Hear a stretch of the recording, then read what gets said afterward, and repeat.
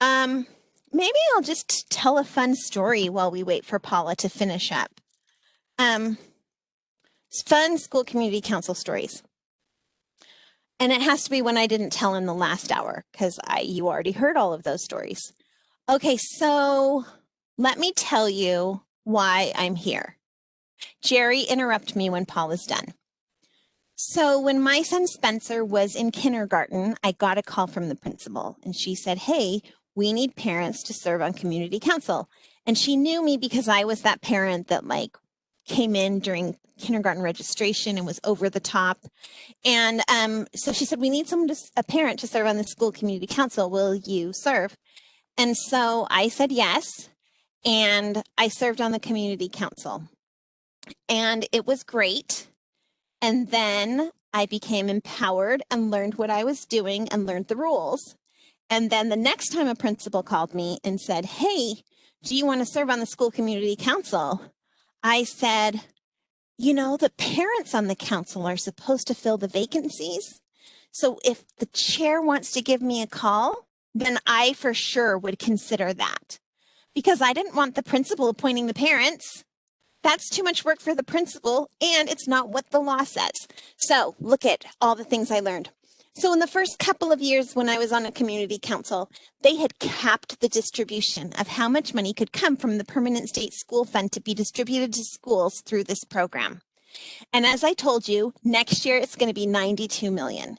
So when Spencer was in elementary school, the cap that the legislature had decided on was $12 million. And any money over $12 million was going to go just into the general education fund. And as you guys know, or if you don't know, you can call me on my personal phone number. Just kidding. Sometimes education funding is just a leaky bucket because they can take it and put it into higher ed funding. So if we put extra money into the K-12 pot, that doesn't stop the legislature from taking money out of the K-12 pot. And so we just really wanted this money to keep coming to schools. And by we, I just mean like my PTA and my community council. And at the time, I was going to legislative action committee meetings of the state PTA. And Paula Plant, who is my boss, the director of this program, was the legislative vice president at the time. And she said, "We are really trying to remove the cap. This is what we're doing."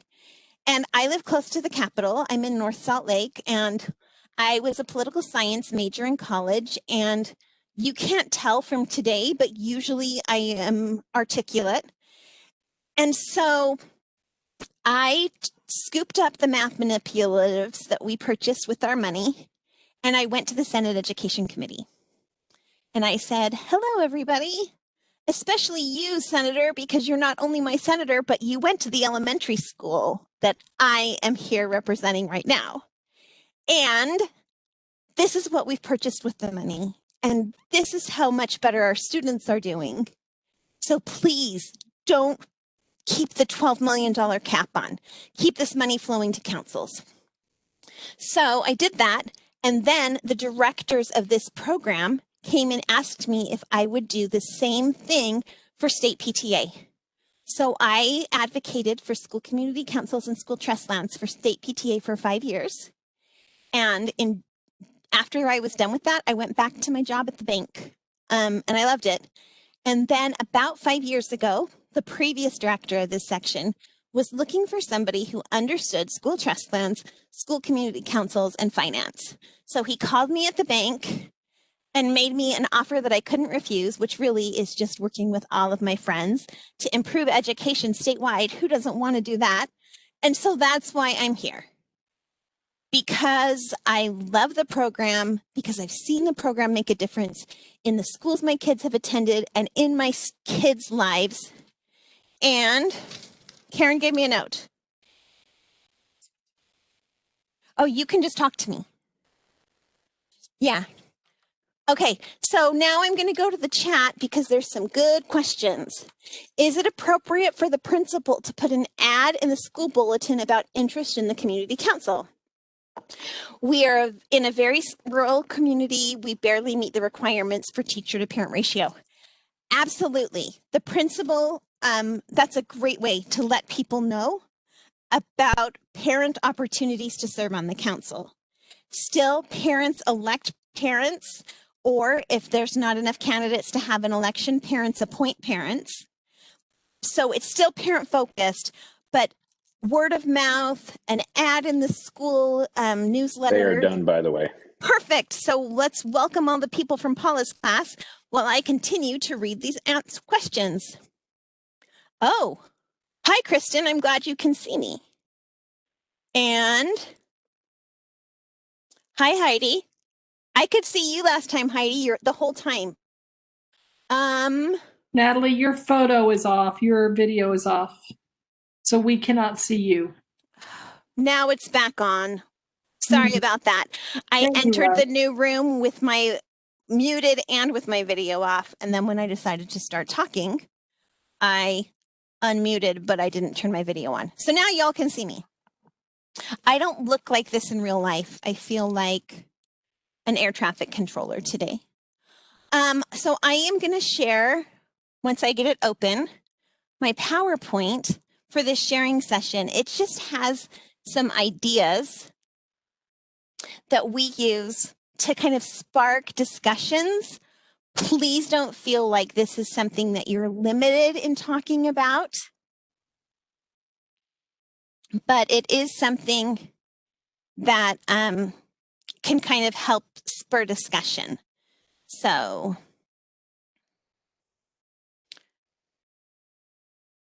okay, you can see that.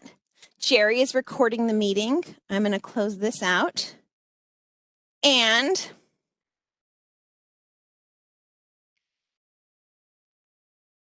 so let's get started. Please tell me what's working in your schools. Tell me what questions you have. Our first question is, oh, I need to be able to change my screen. Our first question is, much of the work of councils is to act as a recommending body to the school and district. We talked about that in our class, right? What activities or projects has your council undertaken to improve the student academic experience at your schools? Does anybody want to weigh in on that?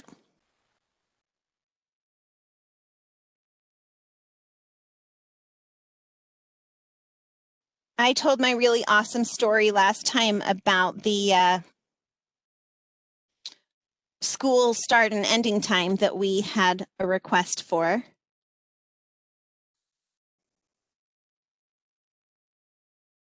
Okay, anything else? I know there's someone, I just heard you. Okay, so who is it that wants to tell us a story? Leah. I will, yeah. I'm Leah Jaramillo. I'm in Salt Lake City, and this is my second year on our elementary school council. Last year was my first year, so it doesn't really count. But our school has used our trust land funds to pay for an interventionist who focuses on reading specifically to achieve our school goal of 80% on level reading for K through third. And that interventionist has been really, really successful.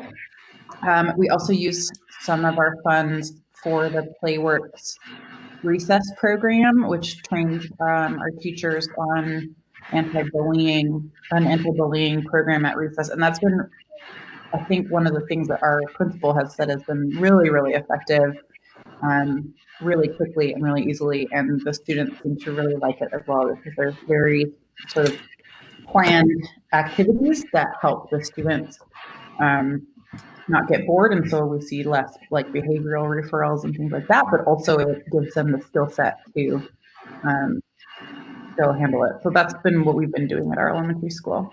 Leah, that's great information. And I just want to quickly talk about Playworks for a minute, because we get a lot of people who their council says, you know what, we're having a hard time keeping kids focused during math instruction. And so if as a school, and I'm sorry, I can't figure out how to mute everybody because everybody's loud. Oh, whatever was just making noise now isn't. So we would say, well, Is there something that you can do, some program that you can implement before the kids come back in from math? And do you have data to show that that is going to be one of the things that's going to improve your math instruction? So the whole goal isn't just PlayWorks. The goal is more professional development for the teachers. The goal is, Alex software and more iPads. But the goal also can include that behavioral component because data shows that it will improve student performance. So that's the kind of thing we're talking about when we talk about using behavioral interventions as part of your goal. Okay, who else wants to share? I'm happy to talk about what Hold on we one do. second. Sorry. Oh, sorry. I was just going to say something, but she can finish. Okay. Sorry. No, it's Karen that's talking to me. And because Karen and I are in cubicles across from each other, we can't talk through this WebEx. We have to talk just across the aisle. So she said someone wanted to know about school start times. So if you weren't in my last class, or if I was talking too fast, my elementary school had early out Friday. And we felt like, as parents and teachers serving on the council, we felt like that last part of Friday was just wasted. And we knew that the district did that so that they could keep their busing schedule going. But at the time, all of the students at our school were students who didn't bus. They lived within the distance. And so our council did some research and found out that it would be more effective for our students to have more time in the afternoon on Fridays. And so we wrote up a letter and we took it to the district. And just remember, as a council, you are allowed to advise the district and the principal on any issue pertaining to your school. Now, you're not allowed to get like in hiring decisions. You're not allowed to say the AP Euro teacher needs to be fired, but you are allowed to say, here's a big picture issue that the council's discussed, and here are our feelings on it. Okay, now I'm done talking. Who is next and wants to share what your council has done? I could just share something. Hi, Shanae. So I kind of referring back to the person who asked a question in the last session about kind of being shy and everyone kind of not participating and didn't dare ask or, make any comments or question anything the principal presented. I just want to give an example. Last year on our community council meeting, they were presenting options for using monies they had been using for reading aids for K through 3. And then they were going to use the other money for some technology things. And just about the time we were voting, we had gone over some data, and it showed that the 4th through 6th grade, their reading scores were really low. And no one really questioned that, and no one really wanted to kind of go over that. So right before we voted on this technology thing, I said, well, let's look at the data for 4th through 6th grade, and let's really look at this. If they're that low and they're lower than the kids who are receiving the reading, the money to get a reading aid, maybe we need to relook that money. And just by one person, bringing that up, it was relooked, and we ended up using that technology money and using it for a reading aid for that 4th through 6th grade. And the scores went up significantly in that year, which, not saying technology would have been great, but, just not making sure that people aren't afraid to just ask questions and maybe kind of look at things instead of just go along with what's being presented.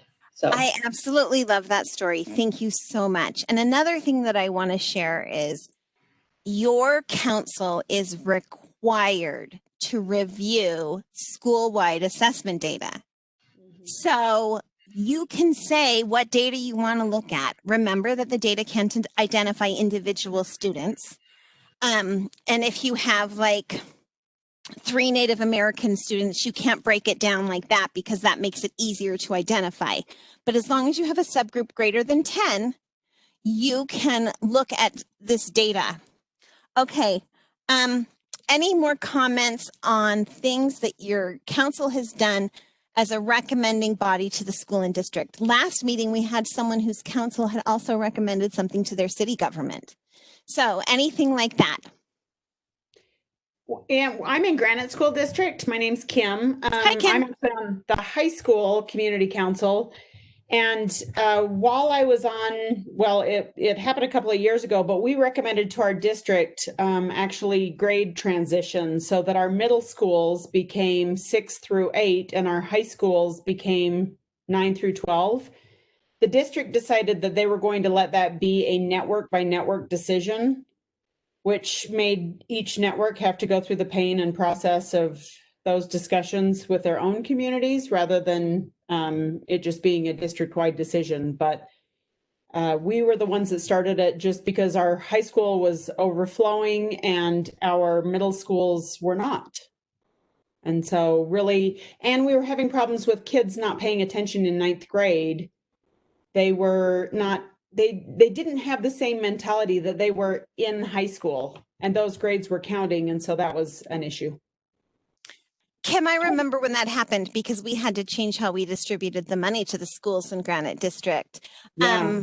And I just have to say, I love that your council saw a concern and then went ahead and addressed it. I'm going to just quickly go through a couple of the questions in the chat box. Right here is a question about how we can engage more parent involvement. We're going to talk about that in a minute. It's a couple of slides forward.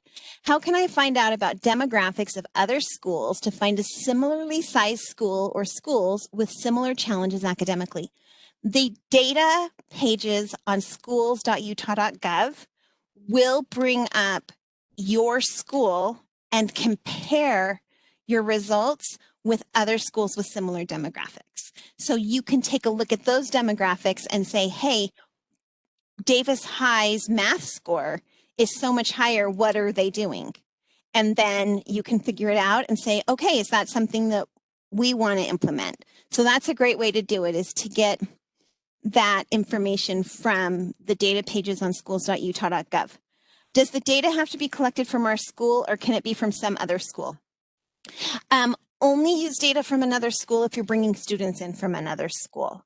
And if you're feeling like you need a good baseline so that you can see how something's working during the year, you can take a baseline at any time and just gauge the improvement from there. So I know that some districts, some schools, some educators create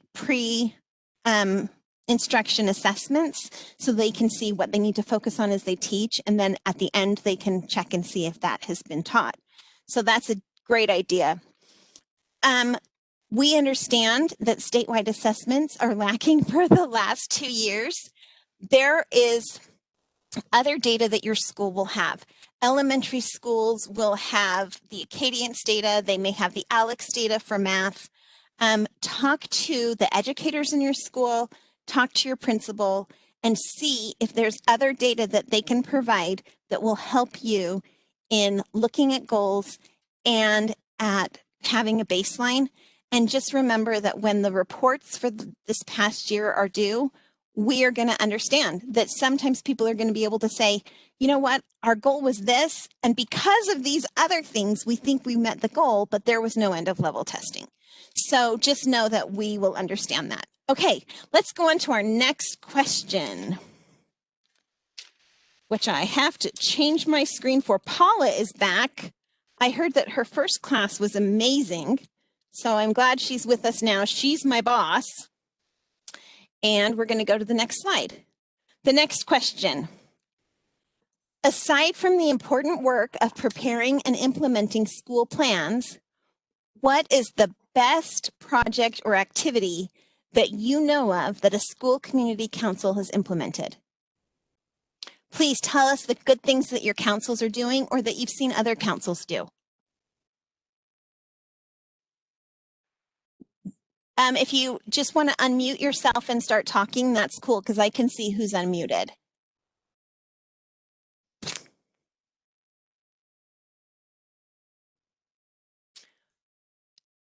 Earlier. Oh, there's Kim. Hi, Kim. You're saving Hi. us.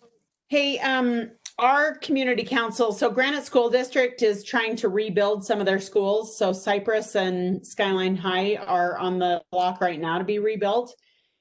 And they have utilized the community council as a way to obtain parent feedback. And so the school building committee comes through, all of those decisions ultimately come through the community council, which has been a great way to involve feedback from community members, school members, teachers, what have you. I love that idea. And I also have to say, it's so easy for local school board members to come to your council and say, hey, we need input on this. We need information on this, because you're already there. You're already identified as someone who represents your school community, and you're easy to contact. And so make sure that you are keeping in touch with the other members of your school community so you can represent their concerns, but also know that you may be asked to help with boundary studies, or whether or not the school is going to have 9th graders in middle school or high school. Those are things that your council could be asked to weigh in on. Any other projects or activities that your council has implemented? I can tell about one real quick. Great.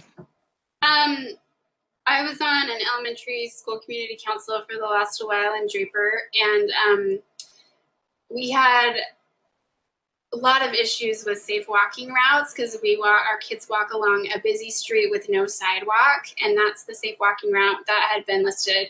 Well, our school got some updates, a new parking lot, and a new through road right in front of the school. And we've been trying for years and years to update our safe walking routes, but we're like, this is the year that it's got to happen because of the other just structural changes that were taking place. So we met with the city, we met with the district, we had parents do petitions, we did all kinds of things to get a rear walking path to our school so that kids could be diverted off of that busy street. And it took a ton of cooperation and a ton of time, but it was a really good, worthwhile project. Marianne, I think that is so valuable. I mean, understanding that your council gets feedback from other members of the school community, sees problems that are going on, and councils actually do have, like we talked about earlier, a responsibility to review the safety of the students at the school and see if there's something that needs to be changed. So I love that idea. I also had someone tell me, and it was Gary, maybe it was Gary, that Box Elder High School partners with Bridgerland to provide tutoring for the ACT prep. And that's a really great partnership. Test results increased. And another thing that was done, remember that one of our council's goals in high school can be to make sure our students are college and career ready. So what a great way to do that. Get them feeling comfortable at the Applied Technology Center in the community. Okay, we're going to talk about how schools are getting other parents involved in a minute. It is, Heidi asked if it was appropriate to reach out to the students' teachers to see if there are things they want us to address in a community council meeting, as long as it's not individualized or specific to one student or teacher. Remember that your discussion starts with the data discussion, and then it goes through the TSSA. So please feel free to discuss with any member of the school community, either things that they want to see addressed or ways that they think that they could be addressed, understanding that it does need to go back to that greatest academic need that has been identified by your data review. Okay, anybody else want to share something about preparing and implementing, about the best project or activity that the council has implemented? I love the safe walking routes one, Marianne. Anybody else? Okay, I'm going to go to the next slide.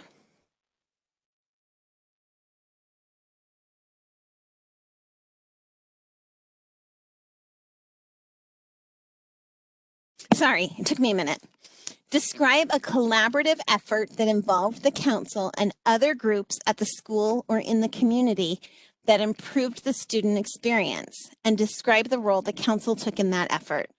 So definitely Marianne's concern about the safe walking routes, that was not just a school issue, That was a community issue. That was a city issue. That was a partnership with a lot of different areas. Have any of you ever worked with business partners or community partners, or had your council work with other groups?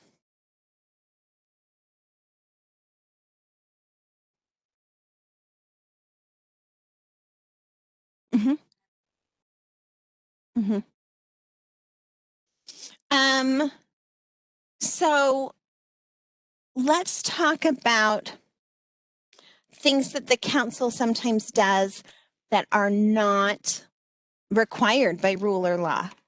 Some councils help with fundraising.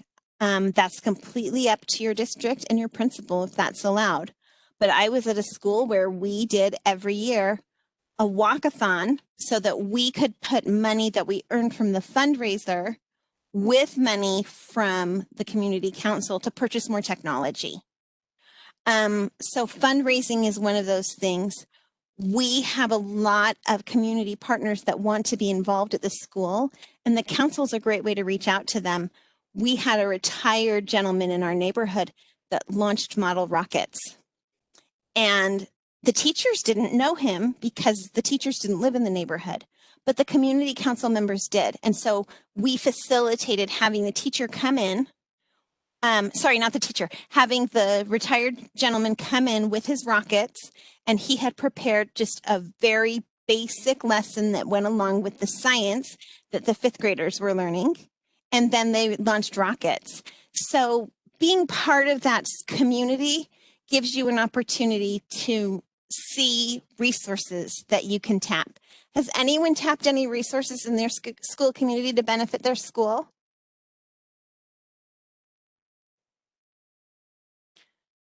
Oh, right here, my friend Sandra. Our council is currently working with the Washington Police Department and the city planners for safe routes to school. This area is newly developed. I bet it's on trust lands and is still growing. And there's not a lot of safe walking routes as of right now.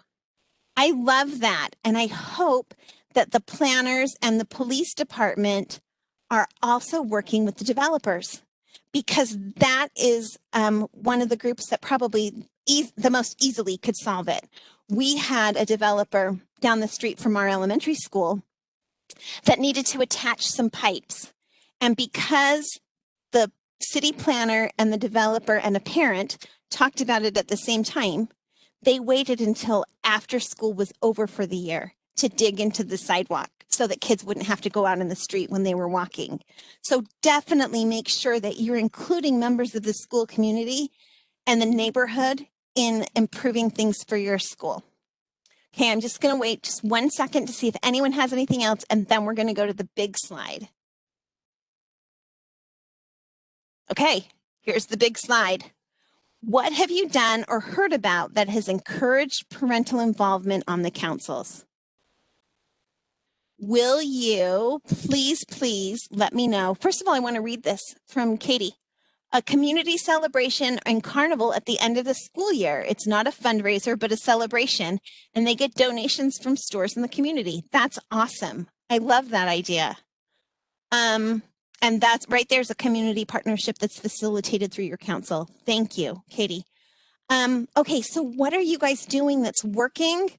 What struggles are you having with parents participating? Hi, can you hear me? I can. Hi, Tina. Hi, my name is Tina Franco, and I am just starting out at Northwest Middle School in Salt Lake City. The reason why I actually, I guess, volunteered was because I joined the last SEC meeting, and only 2 parents were there. That was it. 2 parents out of Northwest Middle School, which is hundreds of kids. So, I mean, I'm like, I told them I'm willing to help out where we can. I've got one daughter who's in 7th grade and a granddaughter who's in 8th grade. How have other schools, I mean, 2 parents out of all these families, how do we go about getting parents to start getting more involved? And I mean, I don't know. I'm just starting out, so I have no idea. So let's weigh in on that. What have you done in your council or seen another council do to get parents involved. I know. Hi, Sorry. Jennifer. Hi, I know I got recruited kind of through word of mouth, like talking to other parents, and they said, hey, like, and I kind of said, well, what more can I do to be more involved? And parents talked about PTA and community council and arts boosters. And I looked at the community council goals and decided that fit with what I was interested in. So I think a lot of it is just talking about how you've been involved and encouraging others to be involved just in casual conversation. At least that's how I got recruited, if that's the right word. How I got involved was just that informal. I don't know if people are doing things that are more formal, but I think the informal is nice. Well, Salt Lake City School District is all online, so we don't even see anybody else. And I mean, this is just a difficult time right now. And if only, I mean, 2 parents were the only people, and the other parent didn't even say anything. He just sat there.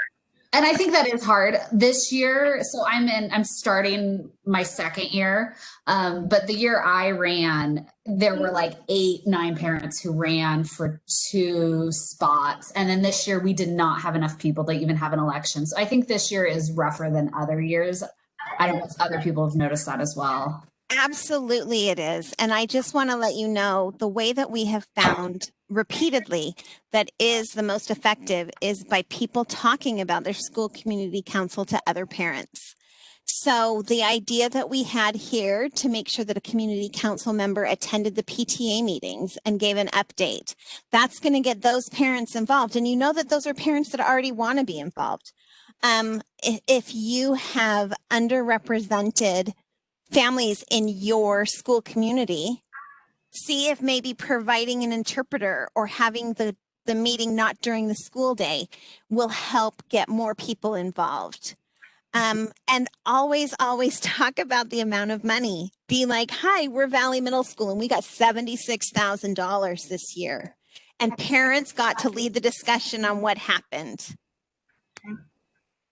I just want to echo that, Natalie. That's actually why I joined the student or the community council for our school, is because a parent at a different school told me, she was on her community council, and she told me that they caught a way that the money had been spending in the past that she totally disagreed with. And her and a couple other parents brought it to the group, and they figured out a way to solve it in a way that everyone was satisfied. And I said, yeah, I want to be more involved with my school, but PTA just seems like a time drain. Like, I just don't have that much time. She said, you should do community council. There's fewer meetings and they'd make decisions that affect your children more academically. And I was all on board with that because I just didn't have enough time to do all the fun stuff that PTA can do, which is great. But I just had a different kind of ability, I guess, to share. And so I thought I can do community council. I love that idea, Ashley. I think that's great to just make sure that we have opportunities to know what's going on. Anytime anyone complains to me about what's going on in their school, I say to them, that is really awful. What does your community council say about that? And then they're like, what are you talking about? Or whenever anyone is like, wow, our school's doing something great, I'll say, you should make sure your community council knows about that. Just getting people involved on subcommittees helps. If anyone else wants to add in, and then I'm going to just do some reading from, this is always a good one, Kenneth Johnson. There was a risk of losing classes at the school. And so parental involvement was, everyone wanted to be on the council to help all the children get the unique educational needs met. So if you want to have an active council, start a boundary study and say that you're going to take results from the council or something like that, whatever works. Anyone else want to share? I have one thing. I'm not sure if other schools do this. We actually have a PTO in our school, not a PTA, but we have always had a liaison who is a member of the community council. So they go to community council, but then they come to all the PTA meetings to let the PTA or the PTO know of what the community council is doing. And that's actually how I got involved in the community council, was through the PTA. I absolutely love that. I have to mute Karen. Sorry, I absolutely love that. And what's going on is the PTA and the community council are partnering for some things. Someone else said that their community council and PTA did a dinner together so that, with things that were donated from the businesses so that they could help parents figure out places that they could serve. I really believe that you should be saying every great thing your council does. And so if your school has a newsletter or an email that goes out, make sure that you have like a council corner in there and that you get to say, hey, the council met this month and we checked to see how the reading tutors are doing. We discussed what to do with our $76,000 and we talked about digital safety for our students. Parents are going to see that and they're going to want to be involved. Anyone else have something that's working? Nellie, could I piggyback on something you said? Tina, I actually attended a training session in Northwest Middle, and I want to attest to you that there were two parents there. One of the parents, well, there were three. One of the parents was the school community council member, and she spoke Spanish, and she specifically went out to that group of people and asked them and encouraged them to come and participate in the school community council, and literally sat between the two of them and translated everything that was going on. And they were really, I think when it first started, they had a hard time participating. They were a little bit afraid, but I'll tell you, the night that I went, they were as involved as everyone else, because there was someone there that actually went out and found them. So I was just so impressed with what they offered. So just get out there and get them. Okay. Yeah, I've only attended one meeting, and I, like I said, I told them I'd be willing to help out, so that's why I'm here. Thank you for being here. Let's read some more great ideas. Marianne's school does a school climate survey each year to assess student needs and parent concerns. And when there's an issue parents really care about, they're more willing to come participate if the council is addressing those needs. We talked about in our training class that the council doesn't just do the school and trust plan. Your council works on school safety. Your council works on digital citizenship. Your council works on positive behaviors. So if you have parents that are focused on those interests, have them either come serve on a subcommittee of the council or have them come to council meetings, and then they'll see what's going on and maybe feel more comfortable next time.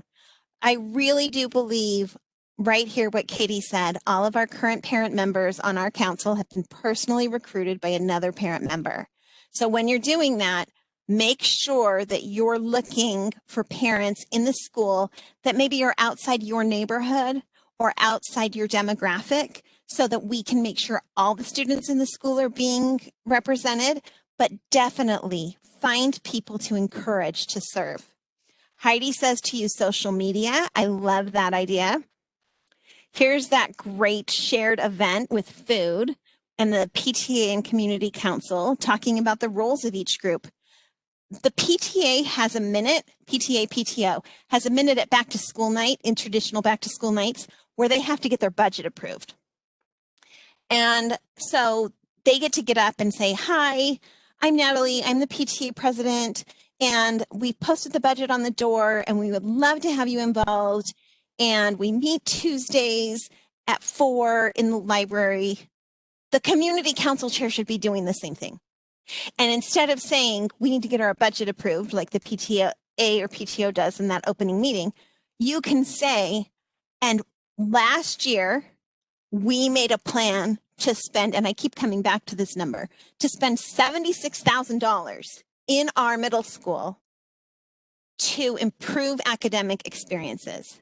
We get to help implement that plan this year and create a plan for next year with even more money. So make sure that you're taking opportunities in school meetings. Principals, make sure that you're letting your community council, encouraging your community council to talk in meetings. School newspaper and Facebook page. I love it. Oh, I love that an educator encourages parents to become part of the community council. That would be really empowering to me if one of my children's teachers said, you would be good at this and you would help our school community. Educators, please continue to do that. Thank you, Nathan. I love Gary and Box Elder. Challenge staff and parents to provide possible names of individuals willing to participate. That will generate more names of people that you can contact and see if they are interested in serving. Sandra was recruited in another state. Okay, so it's the school site committee, which is very similar. One of the classroom teachers, I love it. That is huge. Try and get your teachers involved in looking to identify parents that they think would serve well. Making sure that everyone remembers parents appoint parents, parents vote for parents. I love this. Katie, we look at the map at our school to make sure that we're recruiting from different areas. That is a really great thing for parents to do. Does anybody have anything else that they want to add? Okay. We're going to have the chat from this saved, and we can make it available if people want to look at these great ideas. Some of these ideas are so great that I think I'm going to type them up and try and get them on our website on the parent involvement page. schools.utah.gov/school community council /parents. So anybody have any other general questions about what's going on with their school community council and how we can help?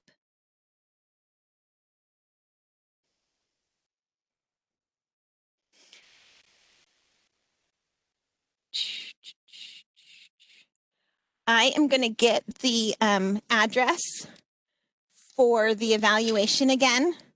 It's really, really important that we get these evaluations filled out. They are anonymous.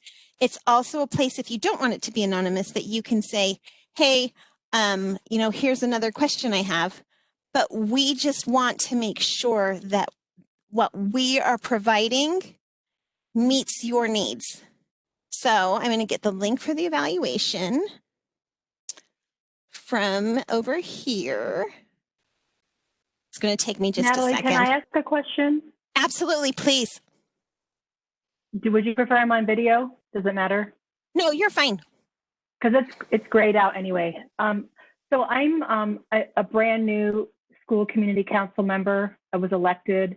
I'm new to the state of Utah. I'm new to school community council. I have my first meeting next week. Could you give any advice about, I don't want to be that parent that sits there and doesn't say anything. I remember you said your story in the last session about you had these wide eyes and you kind of sitting there. Could you just give me some tips? I mean, I'm here, I'm doing this training.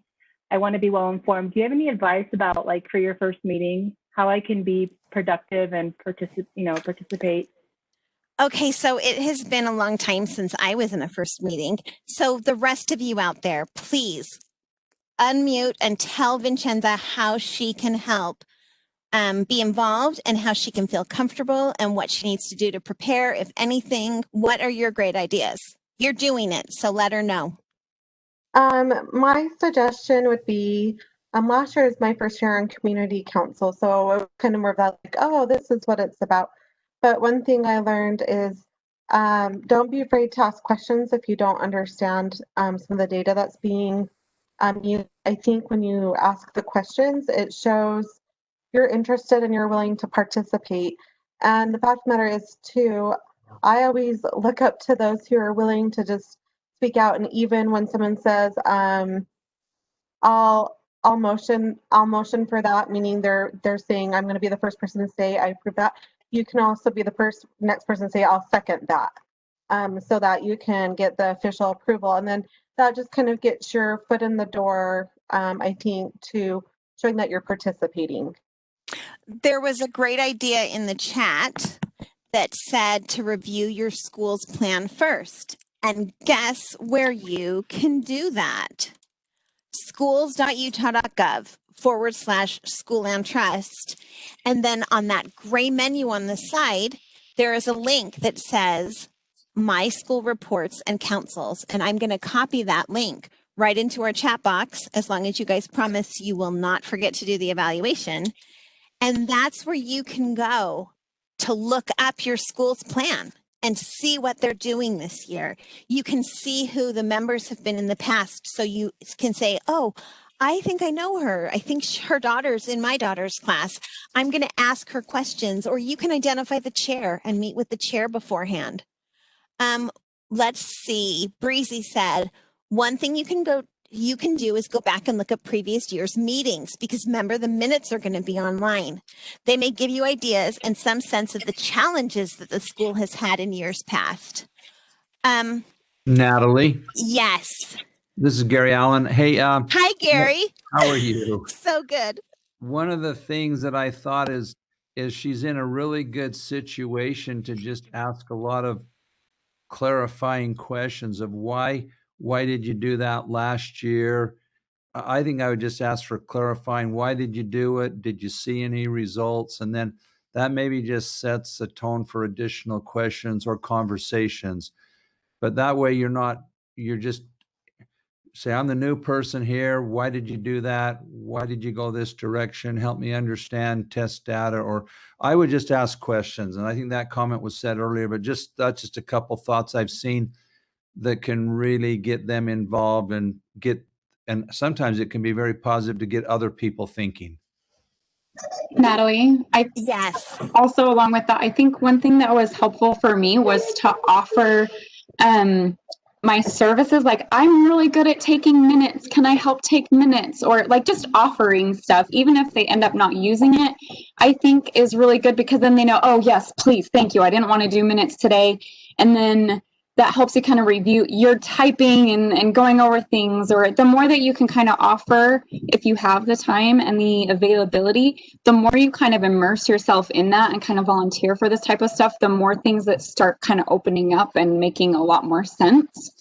Heidi, I absolutely love that idea. And we all know that it's really important for our councils to have the parent chair be the one who's chairing the meetings, who's working on the agenda. And if you want to say to them, you've got a lot of responsibility, how can I help? They're going to have a million ways you can help. And you can be like, hey, I can be the person who helps get the agenda put together, or I can be the person who takes the minutes, or I can be the person who focuses on school safety, because I know that's one of the things we have to do. And that's something I feel really strongly about. Those are great ideas. Okay, I am going to let you guys talk a little bit more, post the evaluation again in the chat message. And again, just let you know, at our website is our contact information. And you can get a hold of us, and people will let you know if you haven't done this before. We answer our phones and we answer emails. So please, please, please let us help you be successful, because when you're successful, students in the state benefit. And we just love watching that. So I'm going to post the evaluation again. If you have any more questions, you can keep asking, or if you're ready to be done, it is 7:51.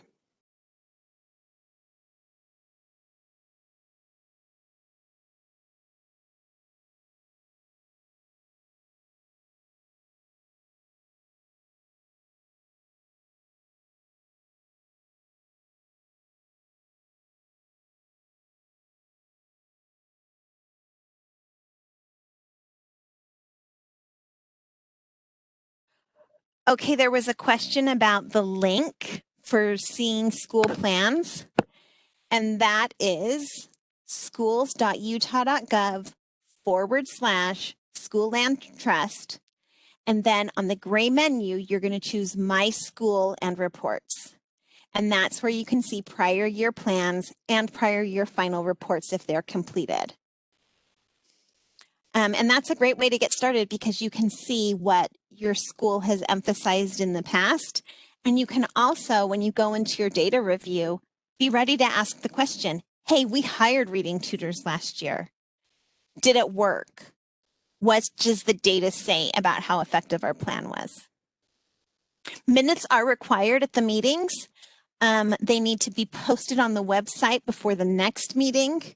They should be approved at the next meeting, and then a year's worth of minutes are required to be on your website.